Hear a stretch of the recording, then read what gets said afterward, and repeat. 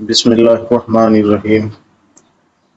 حضرت محمد صلی اللہ علیہ وسلم نے فرمایا، بے شک دین آسان ہے، اور جو شخص دین میں سختی اختیار کرے گا تو دین اس پر غالب آ جائے گا اور اس کی سختی نہ چل سکے گی، پس اس لیے اپنے عمل میں پختگی اختیار کرو، اور جہاں تک ممکن ہو میانہ روی برتو اور خوش ہو جاؤ، کہ اس طرز عمل سے تم کو دارین کے فوائد حاصل ہوں گے، اور صبح اور دوپہر اور شام اور کسی قدر رات میں عبادت سے مدد حاصل کرو۔ نماز 5 وقتہ بھی مراد ہو سکتی ہے کہ پابندی سے ادا کرو۔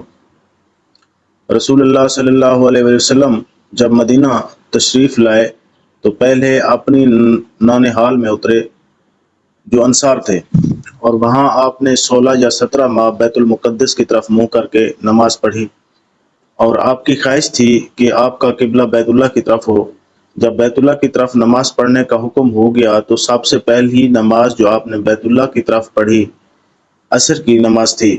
وہاں آپ صلی اللہ علیہ وآلہ وسلم کے ساتھ لوگوں نے بھی نماز پڑھی۔ پھر آپ کے ساتھ نماز پڑھنے والوں میں سے ایک آدمی نکلا اور اس کا مسجد بنی حارثہ کی طرف گزر ہوا تو وہ لوگ رکوع میں تھے۔ وہ بولا کہ میں اللہ کی گواہی دیتا ہوں کہ میں نے رسول اللہ صلی اللہ علیہ وسلم کے ساتھ مکہ کی طرف منہ کر کے نماز پڑھی۔ یہ سن کر وہ لوگ اسی حالت میں بیت اللہ کی طرف گھوم گئے، اور جب رسول اللہ صلی اللہ علیہ وسلم بیت المقدس کی طرف منہ کر کے نماز پڑھا کرتے تھے، یہود اور عیسائی خوش ہوتے تھے، مگر جب آپ صلی اللہ علیہ وسلم نے بیت اللہ کی طرف منہ پھیر لیا تو انہیں یہ امر ناگوار ہوا۔ ظہیر ایک راوی کہتے ہیں کہ ہم سے ابو